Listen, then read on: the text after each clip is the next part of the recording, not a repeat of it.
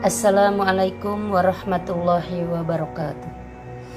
Alhamdulillahi nahmaduhu wa nasta'inu wa nastaghfiruh wa na'udzubillahi min syururi anfusina wa min sayyiati a'malina wa yahdihillahu fala mudhillalah wa may yudlil fala hadiyalah. Asyhadu an la ilaha illallah wahdahu la syarikalah wa asyhadu anna Muhammadan abduhu wa rasuluh. Amma ba'du. Sepatutnya marilah kita panjatkan puja dan puji syukur kita kehadirat Allah Subhanahu wa Ta'ala yang masih memberi nikmat iman, nikmat Islam, panjang umur sehingga kita bisa sampai pada Ramadan tahun ini dan bisa melaksanakan ibadah saum kita dalam keadaan sehat walafiat. Salawat beserta salam marilah senantiasa kita sanjungkan kepada junjungan kita Nabi besar Nabi Muhammad sallallahu alaihi wasallam. Saudaraku, bagaimana harusnya etika kepemimpinan seorang muslim? Siapa yang harus dijadikan teladan? Pada akhir-akhir ini, setiap hari kita ditunjukkan fakta banyaknya tokoh termasuk tokoh muslim, bahkan dikenal sebagai pejabat negara yang dijebloskan ke dalam penjara karena banyak pelanggaran yang mereka lakukan. Dan akhir-akhir ini yang sering diberitakan tuduhannya adalah korupsi. Para pengamat telah percaya bahwa sifat-sifat pribadi seperti integritas akan menjadi penting untuk persepsi efektivitas kepemimpinan. Penelitian telah mengaitkan efektivitas pemimpin dirasakan dengan persepsi kejujuran, persepsi integritas, dan persepsi kepercayaan. Jujur dan dapat dipercaya. Dalam syariat Islam yang penuh keindahan ini, kejujuran adalah akhlak mulia yang sangat dijunjung tinggi, sedangkan kedustaan adalah dosa besar yang sangat dicela. Wajib bagi seorang muslim untuk berhias dengan kejujuran dan meninggalkan kedustaan. Qayyim rahimahumullah pernah mengatakan akan bahaya dusta dalam kitab beliau Al-Fawaid. Berhati-hatilah dari dusta, sebab perbuatan dusta akan merusak pemahaman Anda terhadap suatu perkara, sehingga Anda tidak bisa memahaminya sebagaimana hakikatnya. Selanjutnya, dusta akan membuat Anda tidak bisa menggambarkan perkara tersebut, dan tidak bisa menjelaskannya kepada manusia sesuai dengan kearah, sehingga Anda tidak bisa memahaminya sebagaimana hakikatnya.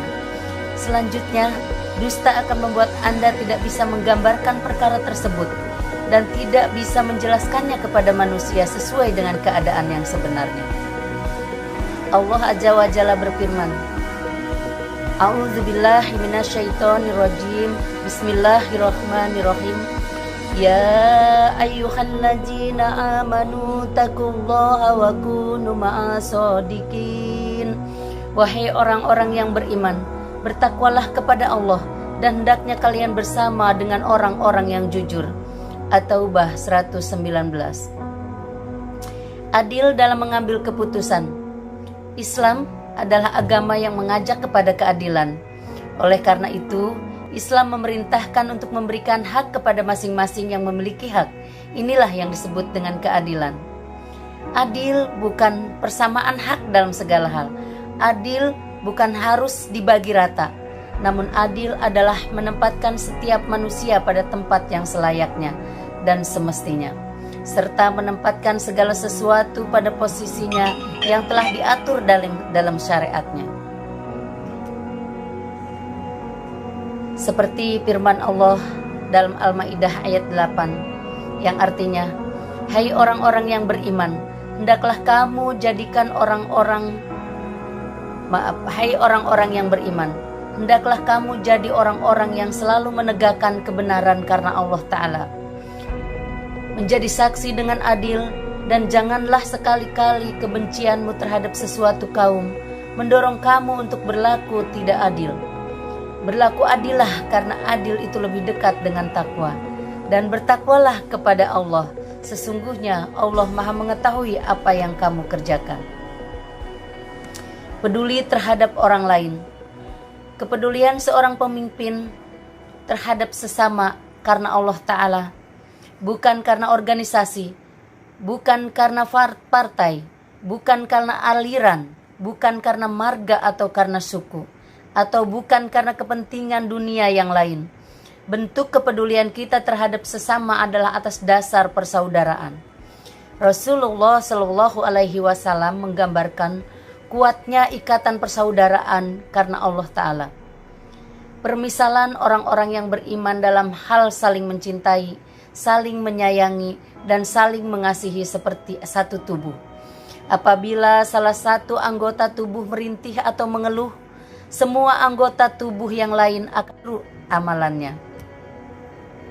Dari Anas radhiyallahu anhu berkata, aku pernah melayani Rasulullah selama 10 tahun lamanya. Demi Allah, beliau tidak pernah sekalipun berkata kepadaku, tidak pula beliau berkata, mengapa engkau berbuat begini? Tidakkah engkau harusnya melakukan demikian? Demikian mulianya akhlak Rasulullah. Pada prinsipnya kita semua adalah pemimpin. Dalam menjalankan kehidupan sosial ini, setiap umat muslim wajib meneladani sikap dan karakter yang dimiliki oleh Rasulullah Shallallahu Alaihi Wasallam. Keteladanan sikap Rasulullah harus menjadi tolak ukur umat Islam dalam menjalankan kegiatan sehari-harinya, termasuk ketika kita menjadi seorang pemimpin. Setiap manusia selalu memiliki peluang menjadi pemimpin di berbagai kesempatan. Seorang ayah misalnya menjadi pemimpin bagi istri dan anak-anaknya. Seorang istri berperan menjadi pemimpin di dalam rumah suaminya. Dan seorang anak memimpin dirinya untuk selalu berbuat baik dalam setiap keadaan. Tanpa memandang status dan peran, setiap manusia akan melalui masa di mana ia harus mengomandoi tatanan kehidupannya. Pertanyaannya sekarang, gaya kepemimpinan siapa yang akan kita ikuti? Yang akan kita teladani? Sebagai umat muslim, mari sejenak kita lihat gaya kepemimpinan Rasulullah Shallallahu Alaihi Wasallam. Yang pertama, Rasulullah selalu menggunakan musyawarah dalam mengambil mufakat.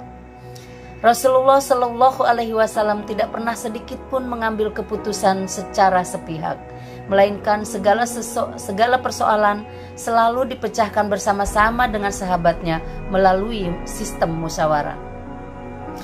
Yang kedua, Rasulullah selalu mencerminkan akhlakul karimah. Seperti yang kita ketahui, ujian dan hambatan tak henti menghadang Rasulullah SAW. Peristiwa Taif misalnya menjadi saksi akan mulianya akhlak Rasulullah dalam menyikapi berbagai hantaman ujian. Rasa sakit dan pilu Rasulullah SAW seraya menahan lemparan batu yang diiringi amarah dan umpatan dari penduduk Taif, malah membuat sang Nabi mendoakan masyarakat Taif agar kelak kota ini melahirkan banyak ulama-ulama besar. Beberapa ratus tahun kemudian, doa yang terucap dari lisan Rasulullah terbukti kota ini melahirkan banyak ulama-ulama besar. Beberapa ratus tahun kemudian, doa yang terucap dari lisan Rasulullah terbukti kota Taif menjadi salah satu peradaban kejayaan Islam yang sangat disegani oleh negara-negara lain di penjuru dunia ini. Dari peristiwa tersebut, kita dapat mengambil pelajaran bahwa akhlak yang terpuji menjadi indikator keberhasilan Rasulullah dalam memimpin. Yang ketiga, Rasulullah adalah pemimpin yang sangat bijaksana. Pada setiap peristiwa penggalian parit bersama para sahabatnya, Rasulullah Shallallahu Alaihi Wasallam turut melibatkan mereka untuk mengambil perannya masing-masing.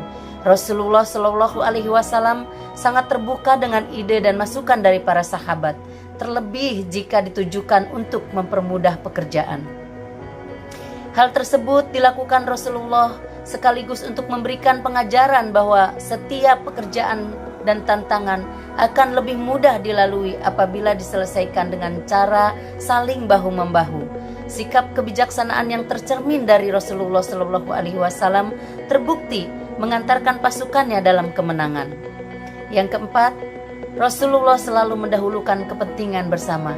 Rasulullah Shallallahu Alaihi Wasallam sangat jauh dari sikap egois dan mementingkan diri sendiri. Tatkala di setiap peristiwa ia selalu mendahulukan kebutuhan sahabat ataupun keluarganya daripada kepentingan pribadinya. Yang kelima, beliau adalah seorang pemimpin yang rendah hati. Gaya kepemimpinan Rasulullah yang terakhir ialah sifat kerendahan hatinya yang tidak diragukan lagi. Sang Nabi tidak pernah memandang kedudukannya lebih tinggi dari orang lain. Beliau selalu menganggap derajat manusia adalah sama di hadapan Allah, dan ketakwaanlah yang menjadi pembedanya. Beginilah seharusnya kepemimpinan yang dibutuhkan. Jika perangainya mulia, ketika ia telah kehilangan jabatan, ia tak akan kehilangan legitimasinya, sebab suri toladan dan akhlaknya akan dikenang orang sepanjang masa. Tanpa nilai-nilai di atas, siapapun pemimpinnya, ia tak akan dikenang kebaikannya di saat dia jatuh atau turun dari jabatannya. Demikianlah Rasulullah Shallallahu Alaihi Wasallam, Nabi yang termulia, mencontohkan kepemimpinannya yang syar'i, kepemimpinan yang semestinya menjadi rujukan bagi setiap muslim. Demikian, wabillahi taufiq wal hidayah. Wassalamualaikum